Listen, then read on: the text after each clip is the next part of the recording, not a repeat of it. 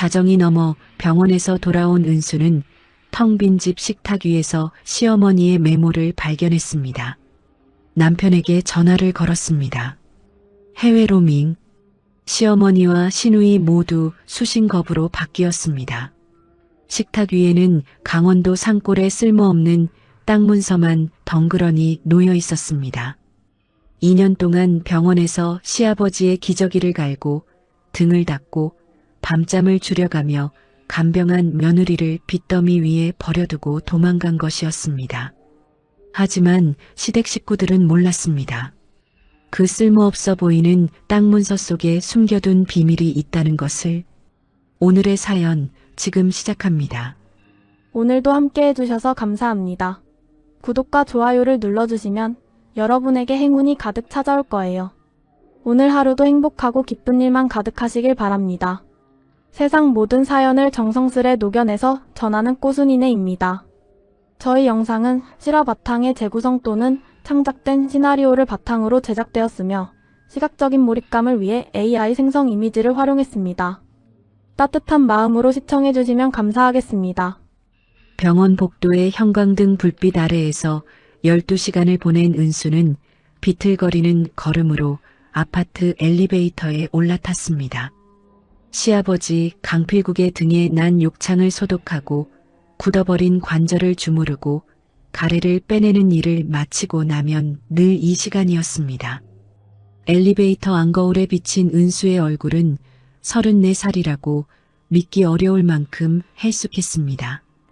볼이 움푹 꺼지고 눈 밑에는 시커먼 그림자가 내려앉아 있었습니다. 은수는 현관 앞에 서서 걸음을 멈췄습니다. 도어록이 파손된 채 문이 살짝 열려 있었습니다. 심장이 쿵 하고 내려앉았습니다. 은수는 떨리는 손으로 문을 밀었습니다. 여보, 저 왔어요. 자요? 대답이 없었습니다. 거실 불이 꺼져 있었고 은수는 벽을 더듬어 스위치를 올렸습니다. 불이 켜지는 순간 은수는 숨을 삼켰습니다. 거실이 텅 비어 있었습니다. 소파도 텔레비전도 장식장도 전부 사라졌습니다. 벽면에는 가족 사진이 걸려있던 자리만 네모난 그림자로 남아있었고 바닥에는 액자 유리 파편과 뜯어낸 못자국만 어지럽게 흩어져 있었습니다. 세상에, 이게 뭐야? 도둑이야. 도둑이 든 거야.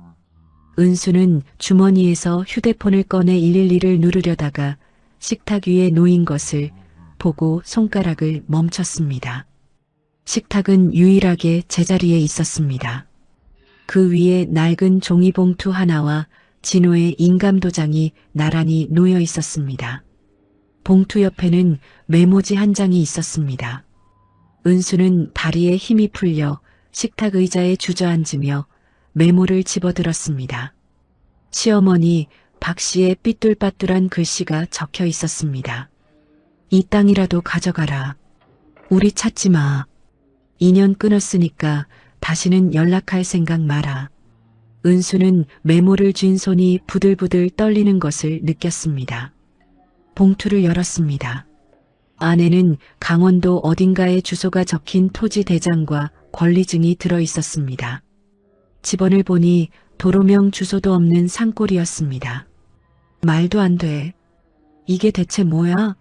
사람을 버리고 가면서 고작 이딴 걸. 은수는 떨리는 손으로 남편 진호에게 전화를 걸었습니다. 신호음이 한번 울리더니 해외 로밍 서비스로 전환됩니다라는 안내 음성이 흘러나왔습니다. 은수의 눈이 커졌습니다. 다시 걸었습니다. 같은 안내 음성이었습니다. 시어머니에게 전화를 걸었습니다. 역시 해외 로밍이었습니다. 시누이 나리에게 걸었습니다. 똑같았습니다. 안 돼, 안 돼. 이럴 순 없어. 여보, 진호씨, 대답 좀 해봐요. 은수는 세 사람에게 번갈아 전화를 걸었습니다. 10번, 20번을 걸었습니다. 그러다 갑자기 세 번호 모두 수신겁으로 바뀌었습니다. 전화기 너머로 연결할 수 없는 번호입니다라는 차가운 기계음만 반복되었습니다. 은수는 전화기를 식탁 위에 내려놓고 안방으로 달려갔습니다. 옷장 문이 열려 있었습니다. 진호의 옷은 한 벌도 남아있지 않았습니다. 시어머니와 시누이의 방도 마찬가지였습니다. 서랍이란 서랍은 모두 뒤집혀 있었고 안방 구석에 있던 금고는 통째로 뜯겨나가 벽에 구멍만 뚫려 있었습니다. 은수는 텅 빈 금고 자리 앞에 무릎을 꿇고 주저앉았습니다. 진호 씨가 작정을 하고 다 가져간 거야? 나만 빼고 자기들끼리만? 은수의 머릿속에서 퍼즐 조각이 하나씩 맞춰졌습니다. 진호의 사업이 몇 달 전부터 흔들리고 있다는 건 알고 있었습니다. 진호는 밤마다 서재에서 누군가와 다급하게 통화했고 은수가 들어가면 전화를 끊었습니다. 한 달 전에는 은수의 신분증과 인감을 빌려갔습니다. 사업에 필요한 서류라고 했습니다. 은수는 의심하지 않았습니다. 그때였어. 그때 내 이름으로 나쁜 짓을 한 거야. 어떻게 사람이 그래, 어떻게. 은수는 바닥에 주저앉은 채 두 손으로 얼굴을 감쌌습니다. 그때 현관에서 쿵쿵 문을 두드리는 소리가 울렸습니다. 한은수, 문 열어. 안에 있는 거 다 알아. 거친 남자 목소리였습니다. 은수는 일어서지 못했습니다. 문 두드리는 소리가 점점 거세졌습니다. 강진호 마누라 맞지? 안 열어? 당장 안 열어.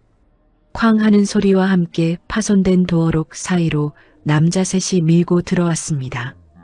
선두에 선 남자는 40 중반쯤 되어 보였습니다. 검은 가죽 점퍼를 입고 이마에 흉터가 있었습니다. 그 남자가 거실을 둘러보더니 코웃음을 쳤습니다. 와, 이거 봐라. 야, 진짜 야박하게 싹 들고 튀었네. 아주 집을 거덜을 냈구먼.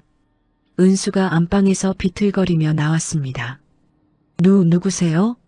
우리 집에 왜 마음대로 들어와요? 검은 점퍼의 남자가 은수를 위아래로 훑어보며 입을 열었습니다. 나는 박 사장이야. 내 남편한테 돈 빌려준 사람. 좋게 말할 때 강진호 어디 숨었는지 불어. 박 사장이 뒤에 선 부하에게 턱짓을 했습니다.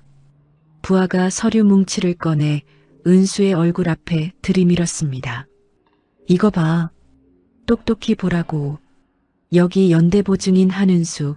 이거 내 이름 맞지? 도장도 내 거잖아. 은수는 서류를 받아들었습니다. 손이 너무 떨려서 글씨가 제대로 보이지 않았습니다. 차용증이었습니다. 금액란에 적힌 숫자를 보는 순간 은수는 다리에서 힘이 빠져 그 자리에 주저앉았습니다. 28억? 이게 무슨... 말이 안 돼요. 말이 왜 안 돼?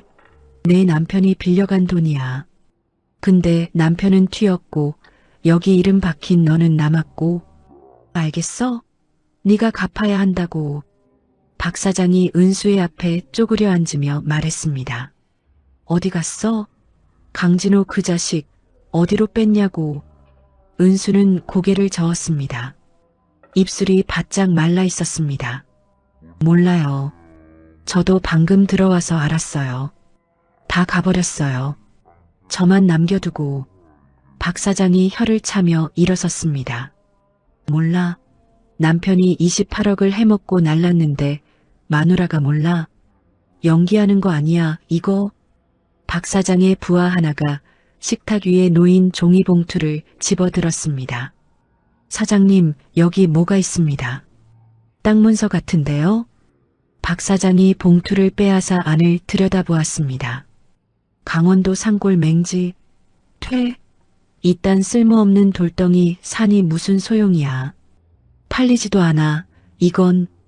박 사장이 땅 문서를 바닥에 내던지려는 순간 은수가 벌떡 일어나 박 사장의 손에서 봉투를 낚아챘습니다. 안 돼요. 이건 못 줘요. 내놔요. 은수가 봉투를 가슴에 꼭 껴안으며 뒷걸음질 쳤습니다. 은수 자신도 왜 그랬는지 몰랐습니다. 쓸모없는 산골 땅이라는 건 알고 있었습니다. 하지만 이 집에서 유일하게 남은 것이었습니다. 시어머니가 조롱하듯 남겨놓은 것이었지만 이것마저 빼앗기면 은수에게는 아무것도 남지 않았습니다. 박 사장이 은수를 노려보았습니다. 뭐야? 이거 돈 되는 거야? 왜 그렇게 끼고 돌아? 아니에요. 아무 가치도 없는 땅이에요. 그냥 제가 가지고 있을 거예요. 제발 나가주세요. 박 사장이 부하들에게 눈짓을 보냈습니다. 부하 하나가 은수에게 다가와 팔을 잡았습니다. 이거 놓으라고. 사람 살려. 은수가 발버둥을 치며 소리 질렀습니다. 박 사장이 손을 들어 부하를 멈추게 했습니다. 됐어, 놔줘. 저런 종이 쪼가리 100장 있어봐야 이자도 안 돼. 재수 없게 시리. 박 사장이 거실을 한 바퀴 돌며 벽을 주먹으로 쳤습니다. 가져갈 것도 없네. 아주 바퀴벌레 한 마리 안 남기고 싹 쓸어갔어. 독한 놈들. 그 순간 은수의 전화기가 울렸습니다. 은수는 혹시 진호인가 싶어 허겁지겁 전화를 받았습니다. 하지만 병원 원무과였습니다. 한은수 보호자님이시죠? 강필국 환자분 수술비랑 입원비가 지금 석 달째 안 들어왔어요. 내일 오전까지 입금 안 되면 우리도 어쩔 수 없습니다. 강제 퇴원 절차 밟을 거예요. 은수는 전화기를 쥔 채 아무 말도 할 수 없었습니다. 매달 은수가 진호에게 건넸던 병원비, 그 돈이 어디로 갔는지 이제야 알 것 같았습니다. 보호자님? 듣고 계세요? 네, 알겠습니다. 내일 오전까지 어떻게든 해볼게요. 은수는 전화를 끊고 무너지듯 바닥에 쓰러졌습니다. 박 사장이 쓰러진 은수를 내려다보았습니다. 야, 한은수. 딱 일주일 준다.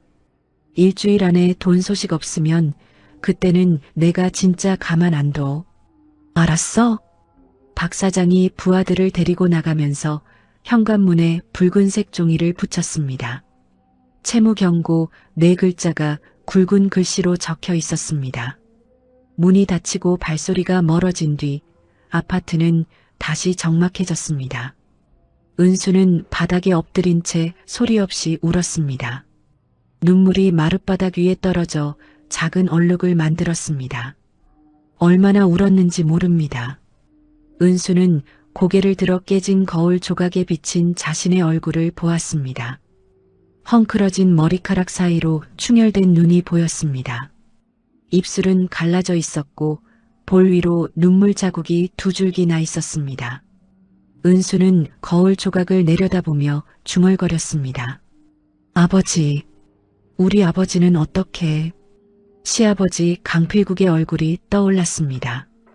은수는 어릴 때 부모님을 잃었습니다. 친척 집을 전전하며 자랐고 23세 진호를 만나 결혼했을 때 은수에게 가족이란 것이 처음 생겼습니다. 시어머니 박 씨는 처음부터 은수를 구박했습니다. 집안이 변변치 않다고 지참금도 없이 시집왔다고 면박을 주었습니다. 하지만 시아버지 필국은 달랐습니다. 은수야, 밥은 먹었니? 어서 이리 와서 앉아라. 국 씻겠다. 명절 때 시어머니가 은수를 부엌에서 부려먹을 때 필국은 은수를 불러내 밥상 앞에 앉히곤 했습니다.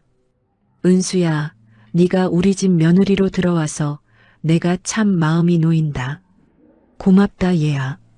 필국은 은수의 손을 잡고 그렇게 말했습니다. 친아버지한테도 들어보지 못한 따뜻한 말이었습니다. 그래서 은수는 필국이 쓰러졌을 때 망설이지 않았습니다. 진호도 시어머니도 신우이도 병원에 오지 않았지만 은수는 2년 동안 한 번도 빠지지 않고 간병을 했습니다. 은수는 눈물을 손등으로 닦고 천천히 일어섰습니다. 바닥에 떨어진 땅 문서 봉투를 주워 가슴에 안았습니다. 봉투 안에 종이가 바스락거렸습니다. 아버지가 주신 땅이에요. 남들은 돌산이라고 비웃어도 아버지가 남겨주신 마지막 거잖아요. 이거 절대 안 뺏겨요. 은수는 봉투 속 토지 대장을 꺼내 집원을 들여다보았습니다. 강원도 깊은 산골, 도로도 없는 맹지. 시어머니가 비웃으며 던져놓고 간 쓸모없는 돌산이었습니다. 은수는 휴대폰으로 집원을 검색해 보았습니다. 위성사진에는 초록색 산등성이만 보였고 주변에는 민가 한 채 없었습니다. 은수는 쓴웃음을 지었습니다. 이걸 가져가라니. 아주 죽으라고 등을 떠미는구나. 정말 독하다, 독해. 은수는 전화기를 내려놓고 봉투를 옷 안쪽 깊숙이 넣었습니다. 집원을 소리내어 한 번 읽고 머릿속에 새겨 넣었습니다. 은수는 텅 빈 집을 나섰습니다. 엘리베이터 안에서 주머니를 뒤졌습니다. 지갑 속에 10,000원짜리 한 장과 동전 몇 개가 전부였습니다. 편의점에 들어가 유통기한이 임박한 할인 스티커가 붙은 삼각김밥 2개를 샀습니다. 버스 정류장에 앉아 김밥을 한 입 베어 물었지만 목구멍으로 넘어가지 않았습니다. 새벽 2시 반 심야버스가 왔습니다. 은수는 버스에 올라 병원으로 향했습니다. 버스 안은 텅 비어 있었고 창밖으로 가로등 불빛이 물줄기처럼 흘러갔습니다. 병원에 도착하자 원무과 직원이 은수를 붙잡았습니다. 보호자님, 아까 전화드린 거 생각하셨어요? 내일 오전까지예요. 안 그러면 진짜 퇴원시켜야 합니다. 네, 알겠습니다. 어떻게든 해볼게요. 죄송합니다. 은수는 고개를 숙이고 복도를 걸어 시아버지의 병실로 갔습니다. 다인실 한쪽 구석, 낡은 커튼으로 가려진 침대에 필국이 누워 있었습니다. 산소호흡기가 코에 꽂혀 있었고 가느다란 가슴이 겨우 오르내리고 있었습니다. 은수는 침대 옆 작은 의자에 앉아 필국의 손을 잡았습니다. 마르고 차가운 손이었습니다. 은수는 필국의 손을 두 손으로 감싸며 입을 열었습니다. 아버지, 저 왔어요. 진호 씨가 가버렸어요. 어머니랑 나리랑 다 데리고 가버렸어요. 저만 남겨두고요. 필국은 대답이 없었습니다. 호흡기에서 쉭, 쉭 소리만 일정하게 울렸습니다. 근데 아버지가 남겨주신 땅이 있대요. 어머니가 이거라도 먹고 떨어지라고 던져주고 갔어요. 아버님, 저 그거 안 뺏길 거예요. 그걸로 아버지 병원비도 내고 저 다시 일어날게요. 은수는 필국의 손등에 이마를 대고 눈을 감았습니다. 눈물이 필국의 손 위로 떨어졌습니다. 아버지, 저 안 도망가요. 아버지가 저 딸처럼 아껴주셨잖아요. 저도 아버지 끝까지 지킬게요. 그러니까 아버지도 힘내세요. 아셨죠? 병실 창 너머로 서울의 새벽이 밝아오고 있었습니다. 형광등 불빛 아래 은수의 그림자가 길게 늘어져 있었고 은수는 필국의 손을 놓지 않은 채 의자에 앉아 뜬 눈으로 밤을 보냈습니다. 옷 안쪽에 넣어둔 땅 문서가 심장 위에서 바스락거렸습니다. 은수는 그 소리를 들으며 아무도 없는 병실에서 입술을 꽉 깨물었습니다. 다음 날 아침 은수는 병실 구석 접이식 의자에서 눈을 떴습니다. 목이 한쪽으로 꺾인 채 잠이 들었던 탓에 목덜미가 뻣뻣하게 굳어 있었습니다. 시계를 보니 아침 6시였습니다. 필국의 호흡기 소리는 밤새 한결같았습니다. 은수는 일어나 필국의 이불을 여미고 이마를 짚어보았습니다. 미열이 있었습니다. 간호사를 불러 체온을 재달라고 부탁한 뒤 은수는 병원 복도 끝 화장실로 들어가 세수를 했습니다. 거울에 비친 얼굴은 어젯밤보다 더 퉁퉁 부어 있었습니다. 진호 씨, 제발 전화 좀 받아봐요. 사람 피 말려 죽일 작정이에요?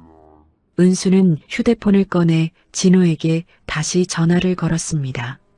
하지만 여전히 수신 거부였습니다. 시어머니, 신우이에게도 차례로 걸어보았지만 셋 다 약속이라도 한 듯 똑같았습니다. 은수는 전화기를 주머니에 넣고 긴 숨을 내쉬었습니다. 원무가 창구가 열리는 9시, 은수는 창구 앞에 섰습니다. 보호자님, 지금 밀린 입원비가 1,400만 원이에요.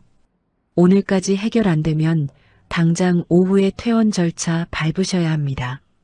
직원의 냉정한 말에 은수는 주머니를 뒤졌습니다. 지갑 속에는 어젯밤 삼각김밥을 사고 남은 동전 몇 개뿐이었습니다. 은수는 왼손을 내려다보았습니다. 결혼 반지가 형광등 불빛에 반짝였습니다. 은수는 홀린 듯 병원 앞 전당포로 걸어갔습니다. 유리창 안에는 묵직한 금반지들이 줄지어 놓여 있었고 은수는 떨리는 손으로 손가락에서 반지를 백 카운터 위에 올려놓았습니다. 이거 얼마까지 되나요? 전당포 주인이 돋보기로 반지를 요리조리 들여다보더니 무심하게 툭 던졌습니다. 18금이네. 30만 원 줄게. 더는 안 돼. 은수는 입술을 꽉 깨물었습니다. 7년 전 결혼식 날 진호가 수줍게 웃으며 은수의 손가락에 끼워주던 반지였습니다. 은수야, 평생 고생 안 시킬게. 우리 죽을 때까지 같이 가는 거다. 그 목소리가 환청처럼 귓가에 맴돌았지만 은수는 세차게 고개를 저어 기억을 떨쳐냈습니다. 네, 주세요. 30만 원. 지금 당장 주세요. 은수는 빳빳한 10,000원짜리 30장을 받아 쥐고 원무가로 달려갔습니다.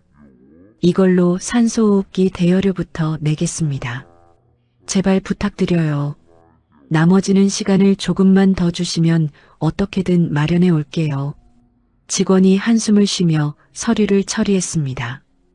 은수는 몇 번이고 허리를 굽혀 인사한 뒤 병실로 돌아왔습니다. 그날 오후부터 은수는 병원 게시판에 붙어있던 건설 현장 인력 모집 전단지를 들고 현장으로 향했습니다. 다음날 새벽 5시 은수는 커다란 안전모를 쓰고 먼지 날리는 건설 현장에 섰습니다. 시멘트 포대를 나르고 벽돌을 쌓고 무거운 철근을 옮기는 일이었습니다. 은수의 여린 손바닥은 첫날부터 물집이 잡혀 엉망이 되었고 이내 물집이 터져 시뻘건 피가 장갑 속으로 배어 나왔습니다. 아이고, 독하다 독해. 저 옆편네 좀 봐라. 손이 다 터져도 짐을 안 놓네. 인부들의 수군거림에도 은수는 장갑 속에 휴지를 구겨 넣고 다시 시멘트 포대를 어깨에 맸습니다. 낮에는 현장에서 뼈가 빠지게 일하고 저녁 6시면 병원으로 달려가 필국에 기저귀를 갈고 몸을 닦아드렸습니다. 밤 10시에 병원을 나와서는 동네 식당 주방으로 가서 자정까지 산더미 같은 설거지를 했습니다. 그렇게 하루에 서너 시간만 쪽잠을 자는 날이 보름 넘게 이어졌습니다. 일주일이 더 지났을 때였습니다. 은수가 현장에서 흙 묻은 밥을 먹고 있는데 현장 소장이 은수를 불러 세웠습니다. 한은수 씨, 미안한데 오늘까지만 하고 내일부터는 나오지 마. 네, 소장님, 그게 무슨 말씀이세요? 제가 일을 못했나요? 시키는 건 다 했잖아요. 소장이 곤란한 듯 고개를 돌리며 혀를 찼습니다. 아까 어떤 험악한 놈들이 와서 그러더라고. 여기서 일하는 한은수라는 여자가 수십억 해먹고 튄 사기꾼 마누라라고. 인부들 사이에 소문 다 나서 더는 같이 일 못 시켜. 은수의 얼굴에서 핏기가 순식간에 빠져나갔습니다. 그건 오해예요, 소장님. 저도 피해자라고요. 됐어. 미안한데 현장에서 잡음 생기는 거 질색이야. 어서 짐 챙겨가. 은수는 멍하니 안전모를 벗고 현장을 나왔습니다. 정문 앞에 검은 승합차가 서 있었고 박 사장의 부하가 창문 너머로 은수를 비웃듯 쳐다보고 있었습니다. 은수는 고개를 숙이고 반대편으로 미친 듯이 걸었습니다. 다른 현장을 찾아가고 다른 식당을 찾아갔습니다. 하지만 사흘을 못 가 누군가 찾아와 사기꾼 아내라고 소문을 퍼뜨렸고 은수는 매번 쫓겨났습니다. 식당 설거지도 편의점 야간 알바도 마찬가지였습니다. 박 사장의 부하들이 은수가 숨어든 곳마다 나타나 발목을 잡았습니다. 한 달이 지났습니다. 은수의 몸무게는 10kg이나 빠져 있었습니다. 뺨은 움푹 들어갔고 가느다란 손목은 뼈만 앙상하게 튀어나왔습니다. 하지만 필국의 병실만은 호텔처럼 깨끗했습니다. 은수는 매일 필국의 등을 닦고 굳어가는 팔다리를 주무르고 입술이 마르지 않게 물 묻은 거즈로 적셔드렸습니다. 욕창이 생길까봐 2시간마다 자는 시아버지를 안아 일으켜 자세를 바꿨습니다. 어느 날 저녁 은수가 필국의 등을 닦고 있을 때 전화가 울렸습니다. 처음 보는 해외 번호였습니다. 은수는 젖은 손을 대충 닦고 전화를 받았습니다. 여보세요? 은수야. 나 나리야. 나리씨, 지금 어디예요? 진호씨는요? 어머니는요? 어디 있는지 말 좀 해봐요. 아이 참, 시끄럽게 왜 이래. 그런 거 물어보려고 전화한 거 아니니까 조용히 좀 해. 나리의 목소리는 얼음장처럼 차가웠습니다. 아빠 아직 살아는 계셔? 네. 상태가 아주 안 좋아요. 폐렴까지 와서 매일이 고비예요. 그래. 그래서 전화한 거야. 나중에 아빠 죽으면 나한테 연락하지 마. 장례고 뭐고 네가 다 알아서 해. 은수는 전화기를 잡은 손에 핏줄이 설 만큼 힘을 주었습니다. 나리씨, 그게 지금 자식이 할 소리예요? 아버지가 돌아가시면 당연히 자식들이 와야지. 가족? 야, 너한테 다 떠넘기고 간 거 보면 몰라. 눈치가 그렇게 없니? 깔끔하게 네가 처리해. 시체도 네가 알아서 하라고. 은수는 제 귀를 의심했습니다. 숨이 턱 막혀서 말이 나오지 않았습니다. 나리씨, 어떻게 아버지한테 이래요? 아버지가 평소에 당신한테 어떻게 했는데?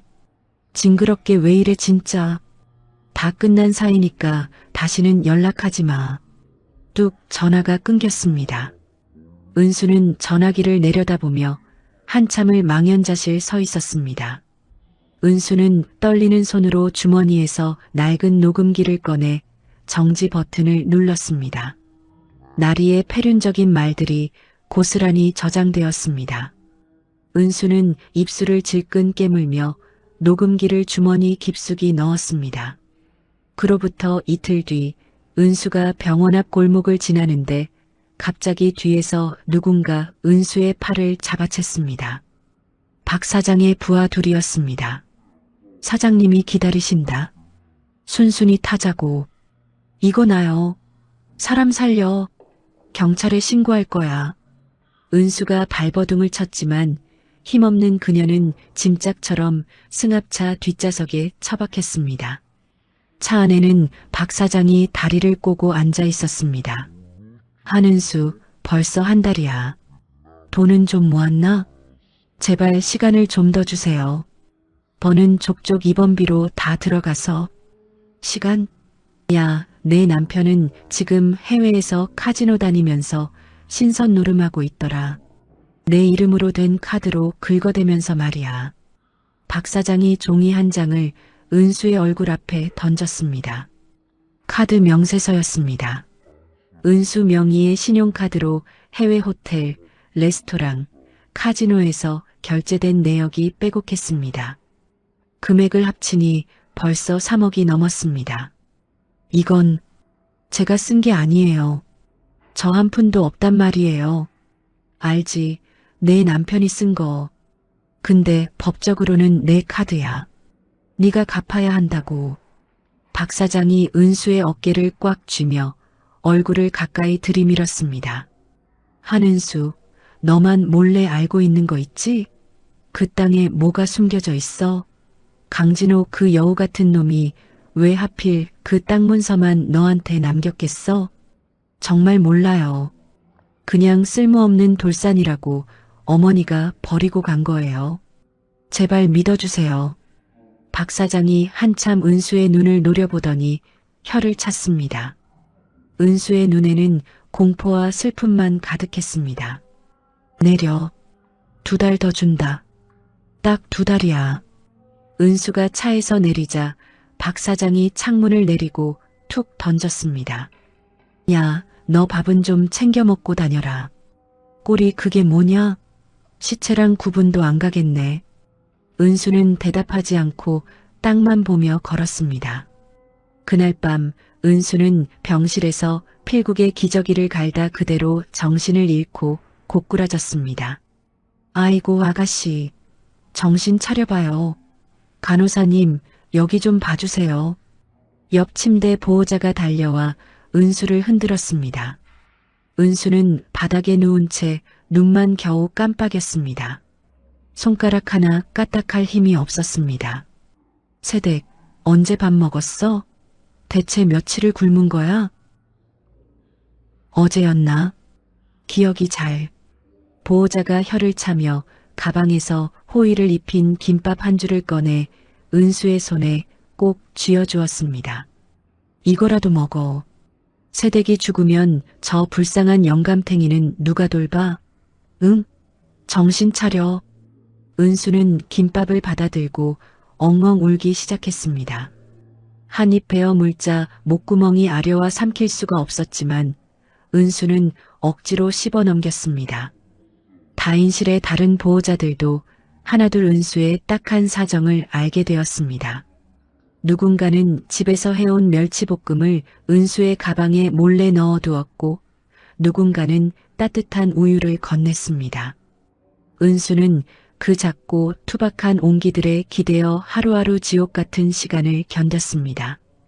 빈 병을 줍고 폐지를 모아 고물상에 팔았습니다. 하루 10,000원, 20,000원. 그 귀한 돈으로 필국에 가래 뽑는 카테터와 약값을 댔습니다. 어느 날 밤 은수는 필국의 손을 잡고 조용히 응조렸습니다. 아버지, 진호 씨가 왜 그랬을까요? 자기 낳아준 아버지를 어떻게 이렇게 짐짝 버리듯 버리고 갈 수 있어요? 아버지가 아시면 얼마나 마음이 아프실까. 필국은 대답 대신 기계 소리만 씩씩 낼 뿐이었습니다. 아버지, 저 안 포기해요. 아버지가 주신 그 땅 있잖아요. 거기 가보면 뭐가 있을까요? 어머니는 쓸모없는 돌산이라고 비웃었지만 저는 믿어요. 아버지가 저 살라고 남겨주신 거라는 걸요. 겨울이 닥쳤습니다. 가압류가 걸린 아파트는 이미 보일러가 끊긴 지 오래였습니다. 은수는 밤마다 옷을 4겹씩 껴입고 차디찬 바닥에 누웠습니다. 입김이 하얗게 뿜어져 나왔습니다. 건설 현장에서 다친 허리가 시려서 잠을 이룰 수 없었습니다. 그래도 새벽이면 일어나 병원으로 달려갔습니다. 아버지, 저 왔어요. 춥죠? 제가 이불 따뜻하게 덮어드릴게요. 은수는 밤마다 같은 생각을 했습니다. 강원도 깊은 산골, 길도 없는 맹지. 거기에 가면 정말 무엇이 있을까? 아니, 아무것도 없더라도 이 지겨운 세상 사람들 눈을 피해 숨을 수는 있을까? 은수는 차가운 바닥에서 품속의 땅 문서를 꺼내 가슴 위에 올렸습니다. 아버지, 저 거기 꼭 가볼게요. 거기서 다시 시작할게요. 은수는 땅 문서를 생명줄처럼 꽉 쥔 채 의식을 잃듯 잠에 빠져들었습니다. 그로부터 열쇠의 비밀을 들은 지 열흘이 지났습니다. 은수는 여전히 낮에는 일감을 찾아 거리를 헤매고 밤에는 병원에서 필국의 곁을 지키며 눈물로 밤을 지새우고 있었습니다. 그날도 은수는 필국의 가래를 빼내고 마른 등을 닦아들인 뒤 침대 옆 낡은 접이식 의자에 앉아 고개를 떨구었습니다. 사흘째 제대로 잠을 자지 못한 탓에 눈꺼풀이 천근만근 무거웠습니다. 은수는 필국의 차가운 손을 잡은 채 잠시 눈을 감았습니다. 잠이 들 생각은 아니었지만 몸이 천당과 지옥을 오가듯 무너져 내렸습니다. 얼마나 지났을까요? 누군가 은수의 손을 꽉 하고 힘있게 움켜쥐는 감각이 느껴졌습니다. 잠결에 은수는 옆 침대 보호자가 깨우는 줄로만 알았습니다. 은수야, 내 새끼 은수야. 은수의 눈이 번쩍 떠졌습니다. 이 목소리는 모르는 사람의 것이 아니었습니다. 은수는 떨리는 고개를 들었습니다. 거짓말처럼 필국이 눈을 뜨고 있었습니다. 그동안에 흐리멍덩하던 눈이 아니었습니다. 정신이 맑게 돌아온 듯 초점이 또렷했고 은수의 얼굴을 정면으로 바라보고 있었습니다. 아, 아버지, 정신이 드세요? 저 알아보시겠어요? 은수는 의자에서 용수철처럼 튀어올랐습니다. 필국의 입술이 파르르 떨리며 천천히 움직였습니다. 목소리는 쇠 긁는 소리처럼 갈라져 있었지만 한마디 한마디가 가슴에 박혔습니다. 은수야, 내 말 잘 들어라. 시간이 얼마 없다. 아버지, 정말 정신이 드신 거예요? 저 은수예요. 아버님 며느리 은수. 은수가 필국의 마른 손을 두 손으로 귀하게 감싸 쥐었습니다. 필국의 손가락이 은수의 손등을 아주 천천히 다독이듯 더듬었습니다. 알아. 내 새끼 우리 은수지. 내가 왜 모르겠니? 필국의 눈가에 이슬 같은 눈물이 고였습니다. 은수도 참았던 눈물이 본물 터지듯 쏟아져 내렸습니다. 아버지, 어떻게 이렇게... 제가 의사 선생님 불러올게요. 잠깐만요. 은수가 몸을 돌리려 하자 필국이 은수의 손을 잡아당겼습니다. 병든 노인이라고는 믿기지 않을 만큼 단단하고 절박한 힘이었습니다. 의사 필요 없다. 내 말부터 들어. 내 말 새겨들어야 해. 필국이 거친 숨을 몰아쉬며 갈라진 목소리로 속삭였습니다. 은수야, 네가 그동안 한 말 내가 다 들었다. 네, 아버님이 다 들으셨다니요? 네가 밤마다 내 손잡고 울면서 한 말들. 진호 그놈이 도망간 거, 빚쟁이들이 들이닥친 거, 네가 길바닥에서 고생하는 거. 다 들었어. 마음이 찢어져서 눈을 뜰 수가 없었을 뿐이야. 은수의 눈이 휘둥그레졌습니다. 그동안 은수는 의식 없는 필국을 붙들고 혼잣말처럼 가슴속 응어리를 다 쏟아냈었습니다. 필국이 듣고 있을 거라고는 꿈에도 생각지 못했습니다. 아버지, 다 듣고 계셨어요? 저는 그것도 모르고. 필국이 고개를 아주 천천히 간신히 끄덕였습니다. 들었어. 다 들었어. 우리 은수, 나 같은 것 때문에 얼마나 고생이 많았니. 미안하다. 정말 미안해. 아버지. 은수는 더 이상 말을 잇지 못하고 필국의 이불 위에 얼굴을 묻고 소리 죽여 울었습니다. 필국의 떨리는 손이 은수의 머리 위에 살포시 내려앉았습니다. 거칠고 투박한 손바닥이 은수의 머리카락을 조심스레 쓸어내렸습니다. 울지 마라. 기운 차려야 해. 땅 문서 아직 네가 가지고 있지? 네, 아버지. 품속에 꼭 가지고 있어요. 그 땅 문서 뒷면을 봐라. 아주 잘 봐야 해. 뒷면이요? 아무것도 없던데요? 밝은 빛에 비춰봐. 내가 몰래 숨겨놓은 게 있어. 그리고 그 땅에 가면 말이다. 계곡 끝에 아주 커다란 소나무가 한 그루 있을 게야. 그 나무 아래를 깊이 파봐라. 필국이 떨리는 손으로 은수의 손바닥을 펼치더니 검지손가락으로 숫자 4자리를 꾹꾹 눌러 적기 시작했습니다. 은수는 손바닥을 간지리는 그 숫자의 감각을 머릿속에 박아 넣었습니다. 이 숫자는 뭐예요, 아버지? 비밀번호예요? 네가 앞으로 살 길을 열어줄 숫자다. 절대 잊어버리면 안 된다. 필국이 은수의 손을 부서질 듯 꽉 쥐었습니다. 그리고 은수야, 조금 있으면 도준이라는 사람이 너를 찾아올 게다. 내 변호사야. 변호사요? 아버님이 변호사를요? 내가 미리 맡겨둔 게 있어. 그 사람한테 내 인감도장이 들어있는 열쇠를 보여줘라. 필국이 베개 밑을 힘겹게 더듬었습니다. 은수가 베개를 살짝 들어 올리자 거기 낡은 은색 열쇠 하나가 놓여 있었습니다. 은수는 열쇠를 집어들었습니다. 묵직한 금속 열쇠고리에는 뜻 모를 숫자가 새겨져 있었습니다. 이 열쇠를 그동안 베개 밑에 숨겨두셨던 거예요? 그래. 입원할 때부터 여기 뒀다.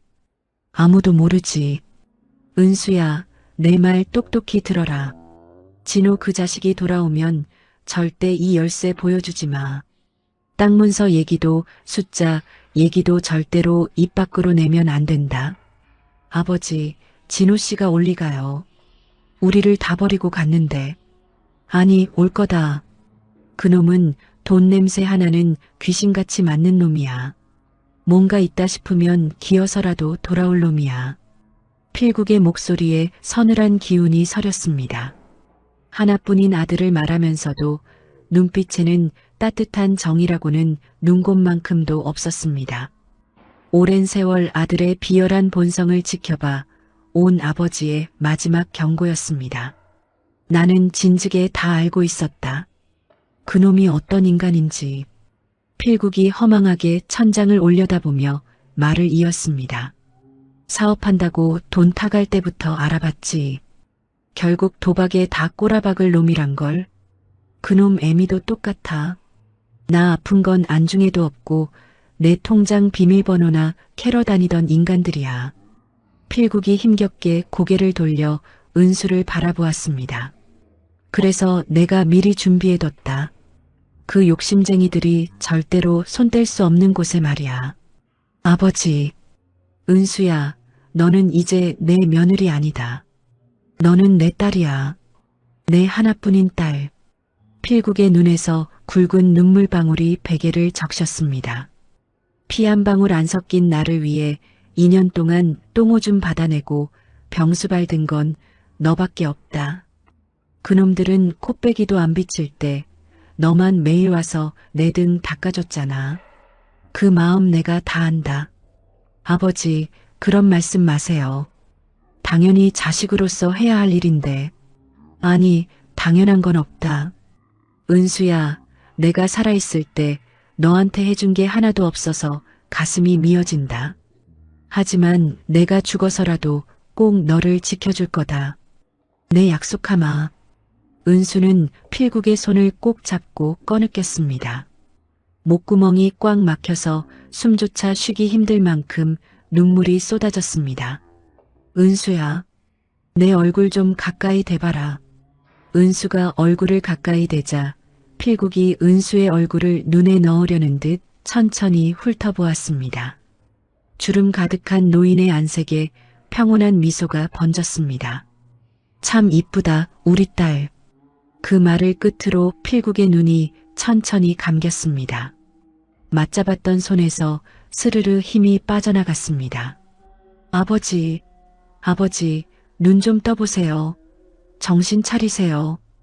은수가 필국의 손을 흔들었지만 필국은 다시 깊은 무의식의 늪으로 가라앉았습니다.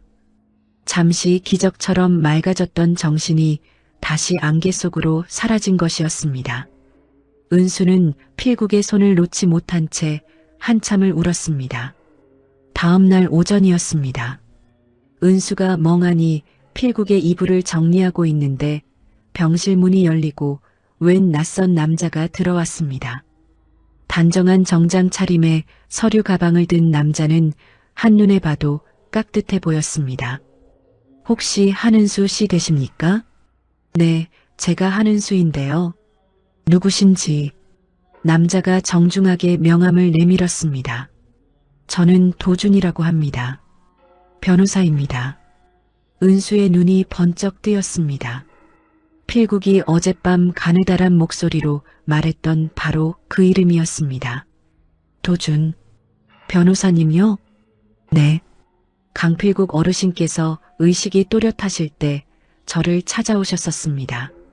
어르신이 맡겨두신 유언장과 신탁 자산이 있습니다. 도준이 병실 안을 한번 살피더니 목소리를 낮췄습니다. 여기서 말씀드리기엔 보는 눈이 많군요. 잠시 복도로 나가시겠습니까? 은수는 도준을 따라 비상구 근처로 자리를 옮겼습니다. 한은수 씨, 어르신이 혹시 특별한 물건을 주셨습니까?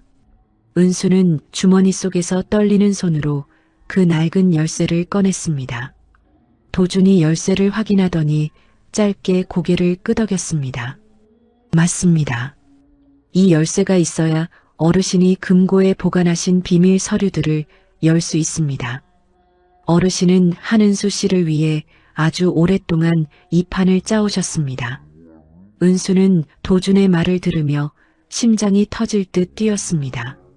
시어머니가 비웃으며 던져준 그 땅 문서, 그리고 죽어가는 시아버지가 건넨 열쇠. 그 속에 어떤 기적이 숨어 있는지 아직은 알 수 없었지만 은수는 비로소 살아야겠다는 의지가 불꽃처럼 일어나는 것을 느꼈습니다. 그 순간 병실 쪽에서 간호사의 날카로운 외침이 들려왔습니다. 301호 보호자님, 빨리 오세요. 환자분 위급합니다. 은수의 심장이 바닥으로 툭 떨어졌습니다. 은수는 도준에게 땅 문서를 맡기듯 던져주고 병실로 미친 듯이 달려갔습니다. 필국의 침대 주변으로 의사와 간호사들이 몰려들었고 심장 모니터는 비명 지르듯 경고음을 울려댔습니다. 아버지, 안 돼요. 눈 좀 떠보세요. 의사가 필국의 가슴을 압박하며 심폐소생술을 시작했습니다. 은수는 차가운 커튼 뒤로 밀려나 두 손을 모으고 입술을 피가 나도록 깨물었습니다. 아버지, 제발. 아직 저랑 하실 말씀 많잖아요. 제발이요. 몇 분이 마치 영겁의 시간처럼 흘렀습니다. 다행히 모니터의 선이 다시 물결치기 시작했습니다. 일단 고비는 넘겼습니다만 오늘 밤이 정말 중요합니다. 보호자님, 마음의 준비를 하시는 게 좋겠습니다. 의사의 말에 은수는 힘없이 고개를 끄덕였습니다. 그날 밤 은수는 필국의 곁에서 한시도 눈을 떼지 않았습니다. 다시 한번 필국이 눈을 떴을 때 그의 안색은 이미 이승의 사람이 아니었습니다. 은수야. 네, 아버지. 저 여기 있어요. 아버님 손잡고 있어요. 너는 누가 뭐래도 내 딸이다. 기죽지 말고 꼭 이겨라. 알겠지? 그 말을 끝으로 필국의 눈가에 맺혔던 눈물 한 방울이 뺨을 타고 흘러내렸습니다. 모니터의 선이 길게 일직선을 그리며 B- 하는 소리를 냈습니다. 은수는 필국의 손을 놓지 않았습니다. 필국의 손등 위로 은수의 뜨거운 눈물이 뚝뚝 떨어졌습니다. 아버지, 약속할게요. 저 절대 안 져요. 보란듯이 이겨서 아버지 앞에 올게요. 은수는 필국의 눈을 부드럽게 감겨드리고 주머니 속 열쇠를 꽉 쥐었습니다. 창밖으로 매서운 겨울바람이 불었지만 은수의 가슴속에는 시아버지가 남긴 뜨거운 불씨 하나가 타오르기 시작했습니다. 필국이 세상을 떠난 다음 날 은수는 횡한 병원 영안실 앞에 넋을 놓고 서 있었습니다. 장례를 치를 돈은커녕 당장 오늘 밤 머물 곳조차 없었습니다. 은수의 통장에는 폐지를 주어 판 돈과 잔돈을 긁어모은 12만 원이 전부였습니다. 그때 정장을 입은 도준이 은수의 곁으로 다가와 나직이 말했습니다. 한은수 씨, 기운 내세요. 어르신께서 생전에 미리 맡겨두신 돈으로 화장 비용과 장례 절차는 다 마련해 두었습니다. 아버지가요? 그 몸으로 병상에 계시면서 그런 것까지요? 네. 이런 날이 올 것을 미리 아셨던 모양입니다. 자식들보다 며느님을 더 믿으셨던 거죠. 은수는 입술을 피가 나도록 깨물었습니다. 하나뿐인 아들과 아내에게도 버림받은 노인이 홀로 남겨질 며느리의 마지막 길까지 챙겼다는 사실에 가슴이 미어지는 것 같았습니다. 화장은 조용히 진행되었습니다. 장례식장은커녕 빈소 하나 차리지 못한 초라한 길이었지만 도준과 은수 단둘이서 필국의 마지막을 지켰습니다. 은수는 아직 온기가 가시지 않은 하얀 유골함을 두 팔로 꼭 안고 화장장을 나왔습니다. 아버지, 저랑 같이 가요. 아버지가 저 살라고 남겨주신 그곳으로요. 은수는 도준에게 고개를 숙여 인사했습니다. 변호사님, 저 지금 바로 강원도로 내려가려고요. 여기 있으면 사채업자들에게 유골함까지 뺏길지 몰라요. 잘 생각하셨습니다. 조심하십시오. 그리고 해외에서 도박으로 빈털터리가 된 강진호 씨가 곧 귀국할 거라는 정보가 있습니다. 그 사람 돈 냄새 하나는 귀신같이 맞는 사람이니 조심하셔야 합니다. 은수는 유골함을 부서질 듯 안으며 눈을 차갑게 떴습니다. 안 뺏겨요. 이번엔 절대로 안 뺏길 거예요. 그날 저녁 은수는 강원도행 기차에 몸을 실었습니다. 무릎 위에는 유골함을, 품 안에는 땅 문서와 열쇠를 소중히 품었습니다. 덜컹거리는 기차 창밖으로 서울의 불빛이 멀어질수록 은수의 각오는 단단해졌습니다. 밤 11시 강원도의 이름 모를 간이역에 내리자 매서운 산바람이 은수를 반겼습니다. 휴대폰 지도를 켜니 목적지인 돌산까지는 칠흑 같은 산길을 3시간이나 걸어 올라가야 했습니다. 아버지, 우리 가요. 아버지가 기다리시던 그곳으로. 은수는 손전등 하나의 의지에 산을 오르기 시작했습니다. 한치 앞도 보이지 않는 어둠 속에서 굵은 빗줄기까지 쏟아지기 시작했습니다. 발이 미끄러져 진흙탕에 구르고 나뭇가지에 뺨이 긁혔지만 은수는 멈추지 않았습니다. 새벽 2시경 마침내 필국이 말한 계곡 물소리가 들려왔습니다. 그리고 그 계곡 끝에 사방으로 가지를 뻗은 거대한 노송 한 그루가 서 있었습니다. 여기야. 드디어 찾았어. 은수는 유골함을 옆에 내려놓고 맨손으로 소나무 밑동을 파헤치기 시작했습니다. 비에 젖은 흙이 손톱 밑을 파고들어 피가 맺혔지만 통증조차 느껴지지 않았습니다.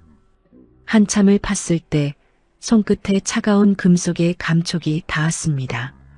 녹슨 철제 상자였습니다. 은수는 주머니에서 필국이 준 열쇠를 꺼내 자물쇠에 꽂았습니다. 딸깍. 상자가 열리자 비닐로 겹겹이 쌓인 유리병들과 낡은 공책 한 권이 나타났습니다. 공책 표지에는 필국의 떨리는 필체로 이렇게 적혀 있었습니다. 은수에게 이것이 너의 미래다. 첫 페이지를 넘기자마자 은수의 눈시울이 뜨거워졌습니다. 이 병 안의 가루는 천령고라는 희귀 버섯의 종균이다. 이 땅의 계곡 습지에서만 자라는 보물이지. 은수야, 이 버섯이 내 밥줄이 되어줄 거다. 내가 20년 전부터 너를 위해 준비했다.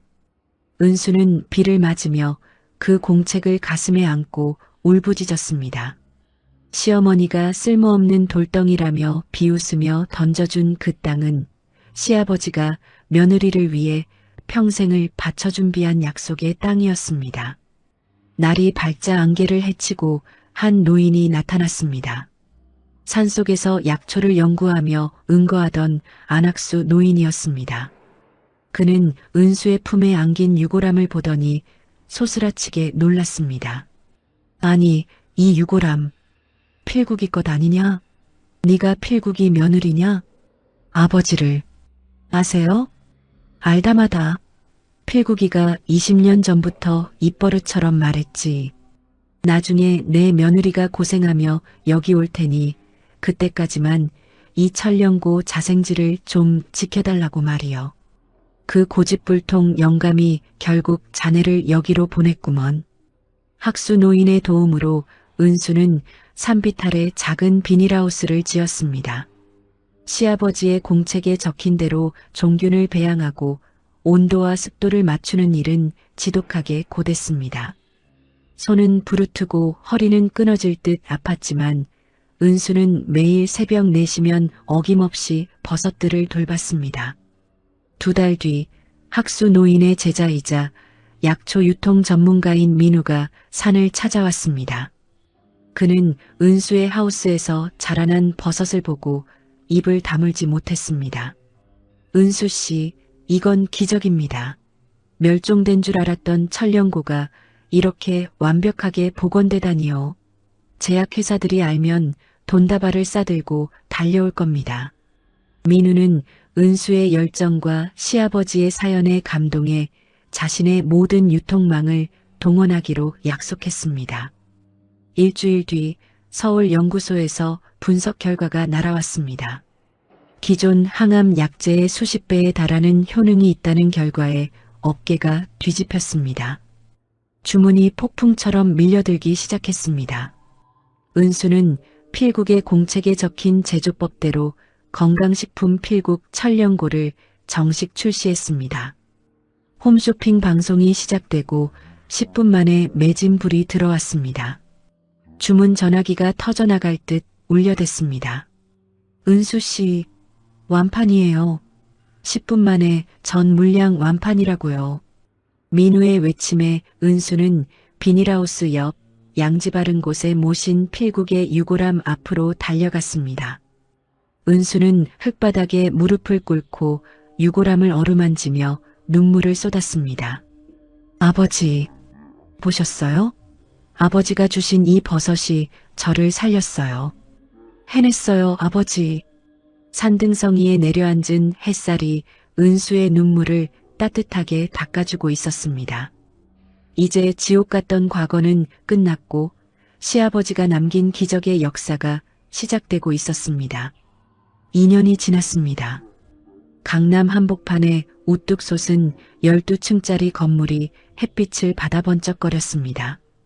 건물 꼭대기에는 필국 빌딩이라는 세 글자가 금색으로 박혀 위용을 자랑했습니다.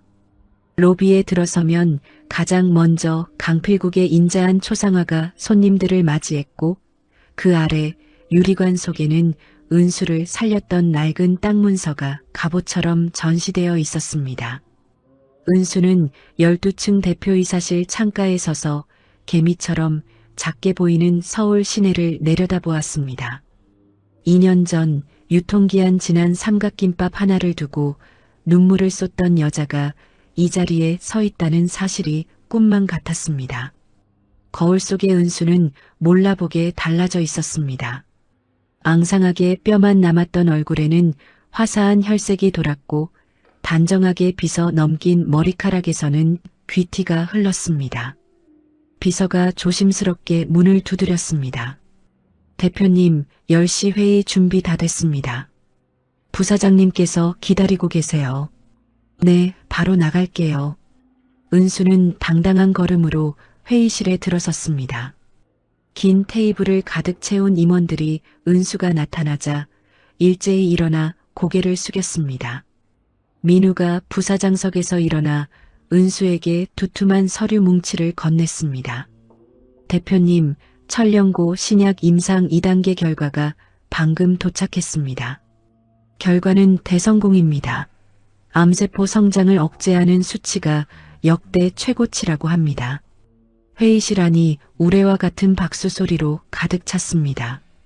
임원들이 감격스러운 표정으로 은수를 바라보았습니다. 은수는 떨리는 손으로 서류를 한 장 한 장 넘겼습니다. 가슴 밑바닥에서 뜨거운 것이 울컥 치밀어 올랐지만 은수는 입술을 깨물며 담담한 목소리로 말했습니다. 모두 고생 많으셨습니다. 아버님 성함을 걸고 만든 제품인 만큼 끝까지 정직하게 갑시다. 이건 돈이 아니라 사람을 살리는 일이니까요. 회의가 끝난 후 대표이사실로 돌아온 은수는 책상 가장 깊은 곳에서 낡은 공책 한 권을 꺼냈습니다. 표지가 다 닳아 너덜너덜해진 필국의 공책이었습니다. 은수는 매일 아침 필국이 적어준 사람을 먼저 생각해라. 돈은 사람 뒤에 온다는 문장을 손가락으로 덧쓰며 하루를 시작했습니다. 아버지, 보고 계시죠? 저 약속 지키고 있어요. 성공의 길을 걷기 시작한 그의 봄, 은수는 가장 먼저 간병인 가족 후원 재단을 만들었습니다. 지옥 같은 간병 속에서 김밥 한 줄을 건네주던 이름 모를 보호자들, 그 따뜻한 손길을 잊지 않았기 때문입니다. 은수는 기자들 앞에서 목이 메어 말했습니다. 제가 정말 죽고 싶을 때 저를 붙잡아 준 건 수조원의 돈이 아니었습니다. 병원 복도에서 누군가 건네준 따뜻한 우유 한 팩이었죠. 저는 이제 그 빚을 갚으려 합니다. 재단은 독박 간병에 지친 가족들에게 수술비와 생활비를 아낌없이 지원했습니다. 은수는 지원 명단을 직접 검토하며 2년 전 자신의 모습 같은 사람들을 찾아 따뜻한 보금자리를 마련해 주었습니다. 사업은 날개가 돋친 듯 번창했습니다. 천령고 건강식품은 홈쇼핑에 나오기만 하면 전산이 마비될 정도로 팔려나갔고 기업 가치는 이제 수조원을 넘나드는 거대 기업이 되었습니다. 은수의 얼굴이 매주 경제지 표지를 장식했고 서점에는 은수의 성공 신화를 담은 책이 베스트셀러가 되었습니다. 그래도 은수는 매주 금요일이면 어김없이 강원도 산골로 향했습니다. 비가 오나 눈이 오나 처음 비닐하우스를 세웠던 그 산등성이를 찾았습니다. 은수는 으리으리한 대표님 옷 대신 헌 옷을 입고 장화를 신은 채 직접 버섯 재배동의 흙을 만졌습니다. 에구, 대표님, 이런 건 저희가 할 테니까 손대지 마세요. 옷 다 버려요. 직원들이 기겁하며 말렸지만 은수는 허리를 펴고 환하게 웃었습니다. 아니에요. 이 흙냄새를 맡아야 내가 누구인지 안 잊어버려요. 흙을 잊으면 사람 마음도 잊게 되는 법이니까요. 산골 마을도 이제 활기가 넘쳤습니다. 연구소와 가공 공장이 들어서면서 젊은 청년들이 마을로 모여들었고 동네 할머니들은 은수를 볼 때마다 친딸처럼 손을 흔들었습니다. 어이구, 우리 은수 왔어? 바쁜 사람이 뭘 또 여기까지 왔대. 밥은 먹었어? 할머니, 저 배고파요. 감자 좀 삶아주세요. 이곳에서 은수는 수조원대 기업의 대표가 아니라 그저 싹싹하고 성실한 우리 은수였습니다. 어느 해 진력 은수는 재배지가 한눈에 내려다 보이는 언덕 위 필국의 유골함 앞에 앉았습니다. 민우가 어느새 다가와 나란히 곁에 앉았습니다. 노을빛이 온 세상을 황금빛으로 물들이고 있었습니다. 은수 씨, 소식 들었어? 해외 거대 제약사에서 우리 회사를 인수하고 싶대. 제안한 금액이 어마어마해. 수조원이라는데 은수 씨 생각은 어때? 은수는 한참 동안 노을을 바라보다 고개를 가로저었습니다. 안 팔아요. 수조원이 아니라 수십조를 준대도 안 팔 거예요. 이유를 물어봐도 될까? 이 회사는 아버지가 제 목숨값으로 주신 거예요. 아버지 성함이 박힌 회사를 남의 손에 넘기는 건 제 자존심을 파는 것과 같아요. 저는 여기서 아버님 뜻을 끝까지 지키고 싶어요. 민우는 은수의 옆 얼굴을 가만히 바라보다 엷은 미소를 지었습니다. 역시 우리 대표님다워. 알았어. 단칼에 거절하는 걸로 보낼게. 다음 주 서울 사무실에서 일을 보던 은수는 우연히 해외 뉴스를 접하게 되었습니다. 화면에는 동남아 뒷골목에서 한국인 노동자들이 비참하게 생활하는 실태가 보도되고 있었습니다. 그때 카메라 앵글 구석에 초라한 옷차림으로 고개를 푹 숙인 채 지나가는 남자의 뒷모습이 잡혔습니다. 은수는 리모컨을 쥔 채 멈춰섰습니다. 너무나 익숙한 그 뒷모습, 한때 사랑했고 원망했던 진호였습니다. 은수는 잠시 눈을 가늘게 뜨고 화면을 뚫어지게 보다가 이내 무심한 표정으로 채널을 돌려버렸습니다. 이제 그 남자는 은수의 인생에서 더 이상 아무런 의미가 없는 먼지 같은 존재였습니다. 그날 밤 민우가 상기된 얼굴로 은수의 사무실로 찾아왔습니다.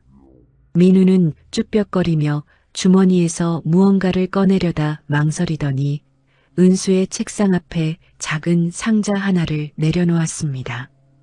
은수 씨, 나랑 가족이 되어주지 않을래? 은수는 눈이 동그래져 상자를 열어보았습니다. 거기에는 화려하진 않지만 은은한 빛을 내는 가느다란 반지가 들어있었습니다. 성공한 기업가한테 주기엔 너무 소박한 반지지? 내가 줄 수 있는 건 이것뿐이야. 하지만 이건 약속할게. 평생 내 곁에서 비바람 막아주는 나무가 될게. 절대 너를 다시는 혼자 두지 않을게. 은수의 눈에 뜨거운 눈물이 고여올랐습니다. 7년 전 진호가 반지를 끼워주며 속삭였던 가짜 약속들과는 달랐습니다. 민호의 눈에는 거짓 없는 진심이 뚝뚝 묻어났습니다. 나 울어도 돼요? 나 너무 행복해서 자꾸 눈물이 나. 민우는 말없이 은수를 품에 안아주었습니다. 은수는 그의 가슴에 귀를 대고 규칙적인 심장 소리를 들었습니다. 태어나서 처음으로 이제 정말 안전하구나 하는 평온함이 온몸을 감쌌습니다. 그 주말 은수는 민우와 함께 강원도 필국의 유골함 앞에 섰습니다.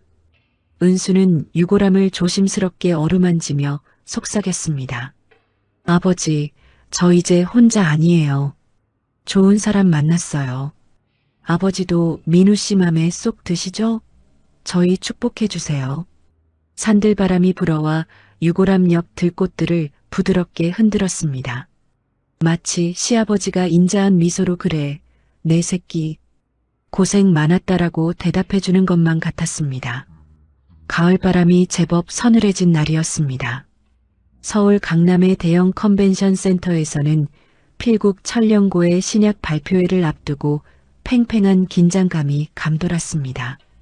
로비에는 제약업계 관계자 수백 명이 모여 웅성거리고 있었고 수십 대의 방송 카메라가 줄지어 선체 무대를 정조준하고 있었습니다. 은수는 무대 뒤 대기실에서 마지막으로 발표 자료를 넘기며 차분히 심호흡을 했습니다. 대표님, 5분 뒤에 시작합니다. 긴장하지 마세요. 비서의 말에 은수가 엷은 미소를 지으며 고개를 끄덕였습니다. 민우가 다가와 은수의 어깨를 듬직하게 두드렸습니다. 은수 씨, 걱정 마. 당신은 충분히 잘 해낼 거야. 고마워요, 민우 씨. 당신이 있어서 든든해. 은수가 무대 위로 당당히 올라갔습니다. 화려한 조명이 켜지고 여기저기서 카메라 플래시가 번쩍이며 터졌습니다. 은수가 마이크 앞에 서서 입을 열려는 찰나였습니다. 컨벤션 센터 정문이 거칠게 벌컥 열리더니 소란스러운 발소리가 홀 안을 가득 메웠습니다. 한은수, 너 거기 딱 서. 익숙하면서도 소름 끼치는 목소리의 기자들이 술렁이며 입구 쪽으로 고개를 돌렸습니다. 진호였습니다. 제법 번듯한 양복을 입고 있었지만 소매는 달아 빠졌고 구두 끝은 벌어져 볼 품이 없었습니다. 그 뒤로 꾀재재한 코트를 걸친 시어머니 박 씨와 머리가 헝클어진 시누이 나리가 독사 같은 눈빛을 희번덕이며 서 있었습니다. 진호가 기세등등하게 기자들 사이를 헤치며 무대 앞까지 걸어왔습니다. 오랜만이네, 우리 마누라. 그동안 남편도 있고 아주 호의호식하셨어? 진호가 비열하게 입꼬리를 올리며 은수를 쏘아보았습니다. 은수는 마이크를 잡은 손에 힘을 주어 진호를 차갑게 내려다보았습니다. 여기가 어디라고 나타나? 당장 나가지 못해. 나가긴 왜 나가? 나 여기 주인이야. 야, 기자 양반들 똑똑히 보쇼. 저 여자가 우리 아버지 협박해서 유언장 조작하고 나랑 어머니를 길바닥에 내쫓은 페류나라고. 진호의 고함에 컨벤션 센터 안은 순식간에 아수라장이 되었습니다. 시어머니 박 씨가 이때다 싶어 바닥에 주저앉아 가슴을 치며 통곡하기 시작했습니다. 아이고, 내 팔자야. 며느리년이 시아버지 유산을 몽땅 가로채고 우리를 해외 빈민가로 쫓아냈어요. 우리는 노숙자로 굶어 죽을 뻔했다고요. 기자들이 벌떼처럼 달려들어 셔터를 눌러댔습니다. 경호원들이 달려와 그들을 제지하려 했지만 진호는 오히려 기자들을 향해 소리를 질렀습니다. 다 들으시오. 필국 천령고는 원래 내 거야. 강진호, 내 이름으로 된 내 회단 말이야. 저 도둑년이 훔쳐간 거라고. 은수는 눈 하나 깜짝하지 않고 비서에게 차갑게 지시했습니다. 발표회 중단하세요. 기자들 정리하고 일단 저 사람들 끌어내세요. 은수는 서둘러 무대 뒤 통로로 몸을 피했습니다. 민우가 걱정스러운 얼굴로 뒤따라왔습니다. 은수 씨, 괜찮아? 몸 떨고 있잖아. 아니, 괜찮아요. 언젠가 이 독사들이 다시 기어 나올 줄 알았어. 이제부터 진짜 싸움이에요. 은수의 목소리는 얼음장처럼 차가웠지만 손끝은 분노로 파르르 떨리고 있었습니다. 그날 저녁 모든 뉴스 채널에 은수의 발표의 난임 영상이 도배되었습니다. 박 씨의 오열 장면과 진호의 고함 소리가 반복해서 흘러나왔습니다. 다음 날 아침 은수의 사무실로 묵직한 법원 서류 뭉치가 배달되었습니다. 진호가 은수를 상대로 재산 분할 및 소유권 반환 소송을 제기한 것이었습니다.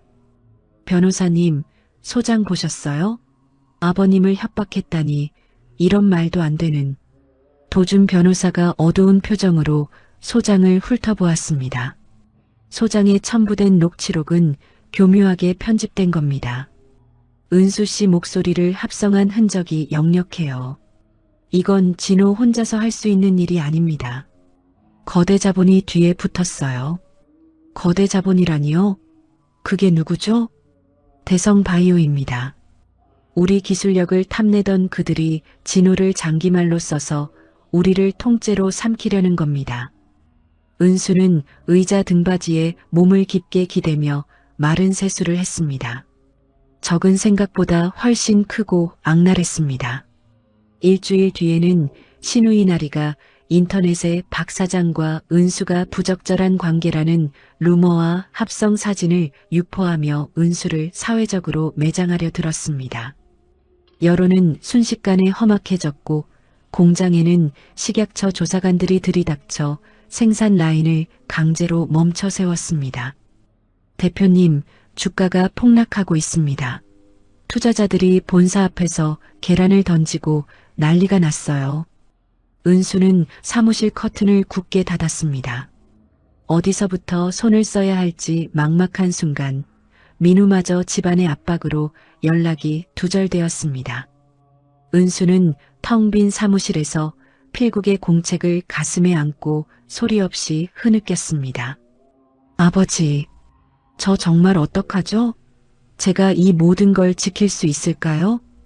그날 밤 설상가상으로 박 사장은 괴한들에게 납치당하고 도준 변호사는 의문의 교통사고를 당해 중환자실에 실려갔다는 비보가 전해졌습니다. 은수는 병원 복도 차가운 의자에 주저앉아 2년 전 그날처럼 떨었습니다. 그때 진호에게서 비열한 전화가 걸려왔습니다. 은수야, 꼴이 말이 아니지? 변호사는 죽기 일보 직전이라며?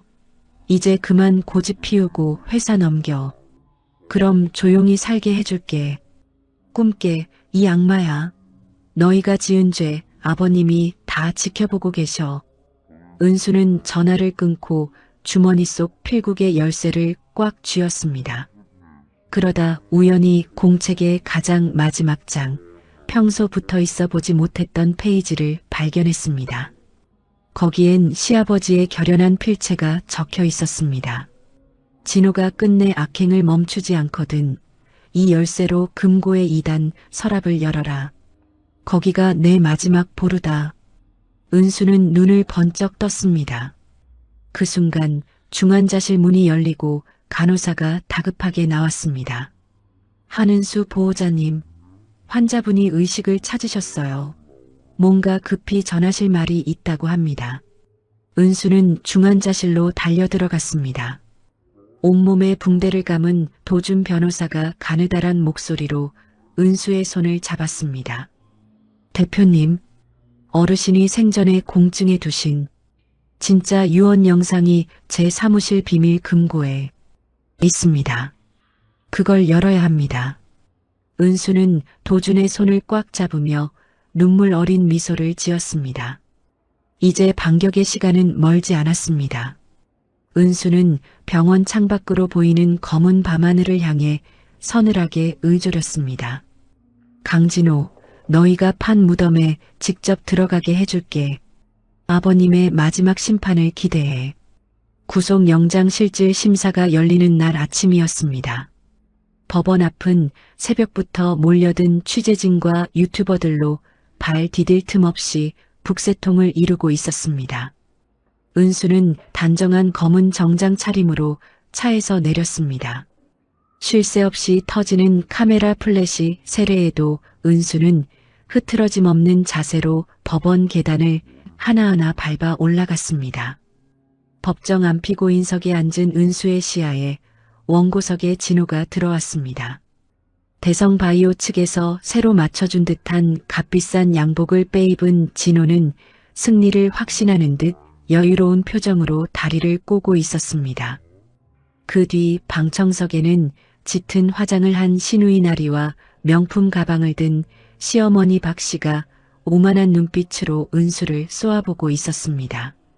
진호는 은수와 눈이 마주치자 비열하게 입꼬리를 올리며 낮게 의조렸습니다. 어이 한은수, 변호사도 없이 혼자 용감하네. 오늘이 내 인생 마지막 날인 건 알고 왔지? 은수는 대꾸할 가치도 없다는 듯 시선을 돌려 정면을 응시했습니다. 재판장이 입장하고 곧바로 진호 측 변호사가 서슬퍼런 목소리로 공격을 시작했습니다. 존경하는 재판장님, 피고 한은수는 의식불명 상태인 시아버지를 협박하여 천령고의 독점권을 가로챘습니다. 여기 그 파렴치한 범행이 담긴 녹취록을 증거로 제출합니다. 법정 스크린을 통해 조작된 녹취 파일이 재생되었습니다. 은수의 목소리와 똑같이 합성된 여자가 시아버지에게 비명을 지르며 재산을 요구하는 내용이었습니다. 방청석이 술렁이며 은수를 향한 비난의 목소리가 터져나왔고 진호는 회심의 미소를 지었습니다. 재판장이 은수를 보며 물었습니다. 피고, 원고 측 증거에 대해 반론하겠습니까? 은수는 천천히 자리에서 일어나 법정 문 쪽을 바라보았습니다. 네, 재판장님. 반론을 위해 제 증인을 부르겠습니다. 그 순간 육중한 법정 문이 열리며 휠체어에 탄 도준 변호사가 등장했습니다. 머리에 하얀 붕대를 감고 환자복 위에 코트를 걸친 처참한 모습이었지만 그의 눈빛은 그 어느 때보다 날카로웠습니다. 도준은 품 안에서 보관하고 있던 노트북을 꺼내 재판부를 향해 들어보였습니다.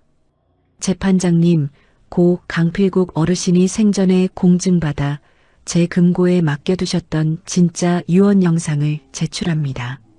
영상이 재생되자 법정 안은 찬물을 끼얹은 듯 고요해졌습니다. 스크린 속에는 임종 수개월 전 병실에 정정하게 앉아있는 필국의 모습이 나타났습니다. 나 강필국은 오늘 이 영상을 통해 내 유언을 공표한다. 내 아들 강진호는 탐욕에 눈이 멀어 내 약에 수면제를 타서 나를 치매 환자로 몰았다. 나는 내 모든 권리와 재산을 유일하게 나를 딸처럼 보살펴준 며느리 한은수에게 법적 양녀의 자격으로 전량 위임한다. 진호의 얼굴이 순식간에 흑빛으로 변했습니다. 영상 속 필국은 공증인 2명을 대동하고 직접 서명하는 모습까지 생생하게 보여주었습니다. 당황한 진호가 벌떡 일어나 고함을 질렀습니다. 저건 가짜야. 조작된 영상이라고요. 우리 아버지는 저 때 이미 제정신이 아니었단 말입니다. 도준 변호사가 비웃듯 추가 서류를 제출했습니다. 여기 해당 영상 촬영 당일 실시한 인지 기능 검사 결과지가 있습니다. 또한 강진호 씨가 타인 명의로 대량의 수면제를 구매해 아버지의 약통에 섞어 넣는 장면이 담긴 약국 보안 카메라 영상도 확보했습니다. 누가 진짜 범죄자인지 보시죠. 이때 법정 뒤편에서 건장한 체격의 박 사장이 나타났습니다. 그는 대성바이오 대표와 진호가 은밀하게 만나 기술 탈취를 모의하고 뒷돈을 주고받는 장면이 담긴 블랙박스 영상을 재판부에 넘겼습니다. 박 사장은 진호를 향해 침을 뱉듯 말했습니다. 강진호, 너는 내 아버지만 버린 게 아니라 인간으로서의 양심도 버렸어. 대성바이오 사장과 짜고 은수 대표님 담그려던 거 내가 다 녹화해뒀다. 법정 문 앞에서 도주하려던 대성바이오 대표는 미리 대기 중이던 경찰관들에게 긴급 체포되었습니다. 재판장은 엄중한 목소리로 최종 판결을 내렸습니다. 원고 강진호의 소송을 기각하며 증거 조작 및 무고죄, 그리고 아버지를 상대로 한 존속학대 혐의로 강진호를 법정 구속한다. 또한 공모자 박 씨와 강나리 역시 사기 미수 및 협박 혐의로 즉각 구속 수사하라. 은수야, 내가 잘못했다. 제발 한 번만 살려줘. 바닥에 엎드려 울부짖는 진호를 차갑게 내려다보던 은수는 짧게 한마디를 던졌습니다. 어머니가 그러셨죠? 다시는 찾지 말라고. 그 말씀 이제 제가 지켜드릴게요. 감옥에서 평생 죗값 치르세요. 은수는 승리감보다는 허탈함을 안고 법원 계단을 내려왔습니다. 민우가 달려와 은수를 꽉 껴안았고 두 사람은 말없이 서로의 체온을 느꼈습니다. 그날 밤 은수는 시아버지가 알려준 금고의 2단 서랍을 열었습니다. 그 안에는 은수의 이름으로 된 새 통장과 함께 빛바랜 편지 한 통이 들어 있었습니다. 은수야, 내 딸아. 네가 이 편지를 읽고 있다면 정의가 승리했다는 뜻이겠지. 힘들 때마다 이겨내줘서 고맙다. 너는 내게 며느리가 아니라 하늘이 준 가장 큰 복이었단다. 이제는 무거운 짐 내려놓고 내 행복을 찾아가렴. 은수는 시아버지의 진심이 담긴 편지를 가슴에 품고 하염없이 눈물을 흘렸습니다. 창밖으로 쏟아지는 강원도의 별빛은 마치 필국이 하늘에서 흐뭇하게 미소 짓고 있는 듯 유난히 밝게 빛나고 있었습니다. 1년이 지났습니다.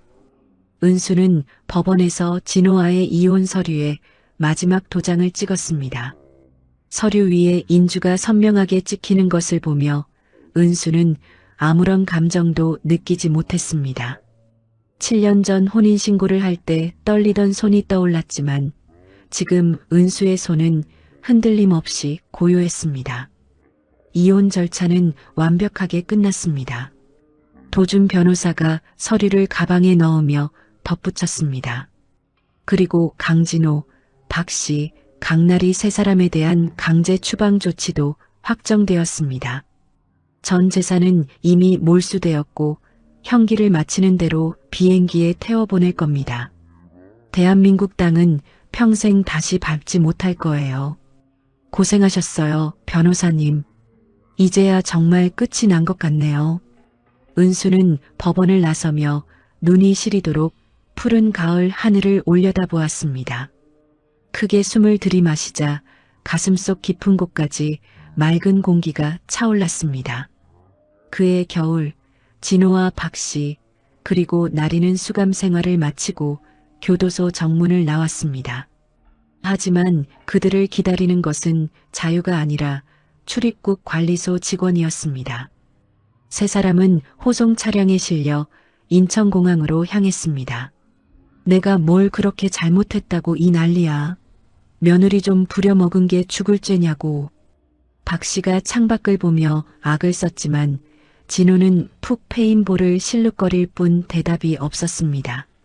공항 대합실 텔레비전에서는 은수의 얼굴이 흘러나오고 있었습니다.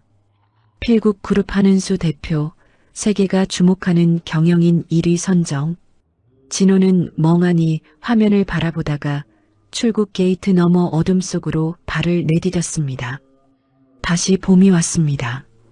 강원도 산자락, 시아버지 필국이 잠든 언덕 아래에서 작고 소박한 숲속 결혼식이 열렸습니다. 하객은 도준 변호사와 박 사장, 마을 주민들 뿐이었지만 그 어느 예식장보다 따뜻한 기운이 넘쳤습니다. 은수 씨, 난 화려한 약속 같은 건 못해. 민우가 은수의 손을 잡으며 다정하게 속삭였습니다. 대신 이것만은 약속할게. 절대 너를 다시는 혼자 두지 않을게. 평생 내 곁에서 비바람 막아주는 든든한 나무가 되어줄게. 은수는 환하게 웃으며 고개를 끄덕였습니다. 예식을 마친 은수는 언덕 위 필국의 유골함 앞에 꽃다발을 바쳤습니다. 아버지, 저 결혼했어요. 그리고 아버지께 드릴 선물이 하나 더 있어요. 저 아기가 생겼어요. 산들바람이 불어와 은수의 머리카락을 부드럽게 흩날렸습니다. 마치 필국이 허허 웃으며 축복해주는 것만 같았습니다. 이듬해 가을, 은수는 건강한 아들을 출산했습니다. 아이의 이름은 필국의 필자를 따서 필이라고 지었습니다. 은수는 아이를 안고 창밖의 파란 하늘을 보며 나직이 응조렸습니다.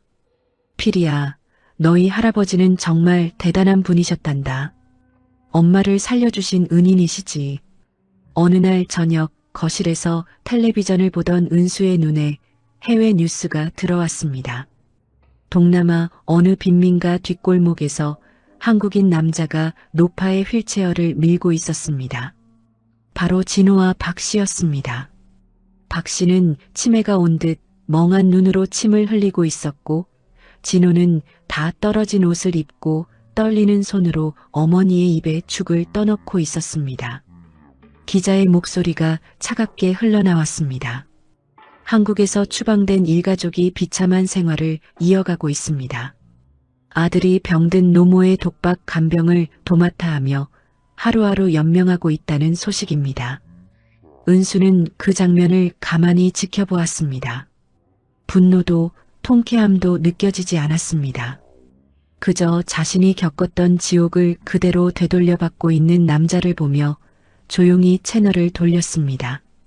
화면에는 아이들이 좋아하는 만화 영화가 흘러나왔고 은수는 품 안에서 새근새근 잠든 피리의 볼에 입을 맞췄습니다. 며칠 후 은수는 민우와 피리를 데리고 강원도 산을 찾았습니다. 처음 천령고를 발견했던 그 험한 산길이 이제는 아름다운 산책로가 되어 있었습니다. 은수는 민우의 팔을 꼭 잡고 천천히 걸었습니다. 아버지, 바람이 참 좋아요. 그쵸? 산길 위로 햇살이 눈부시게 부서져 내렸습니다. 은수는 주머니 속에 든 필국의 낡은 공책을 가만히 만져보았습니다. 은수에게 이것이 너의 미래다. 공책의 첫 구절처럼 은수는 이제 시아버지가 선물해준 찬란한 미래 속을 걷고 있었습니다. 버림받은 식탁 위에 덩그러니 놓여있던 낡은 땅문서 한 장. 시어머니는 그것을 조롱이라고 생각했고 남편은 쓸모없는 종이 쪼가리라고 여겼습니다. 하지만 그 땅문서 뒤에는 아버지의 마음이 숨어 있었습니다. 아들을 믿지 못했던 아버지가 며느리 하나만 바라보고 20년을 준비한 사랑이 담겨 있었습니다. 세상에 공짜는 없습니다. 은수가 2년 동안 밤잠을 줄여가며 시아버지의 등을 닦고 기저귀를 갈고 손을 잡아들인 그 시간들이 없었다면 아무것도 시작되지 않았을 겁니다. 누군가를 진심으로 대하면 그 진심은 반드시 돌아옵니다. 반대로 사람을 속이고 버리면 그 대가도 반드시 돌아옵니다. 진호는 은수에게 했던 것을 타국 빈민가에서 고스란히 되돌려 받았습니다. 그것이 인과응보입니다.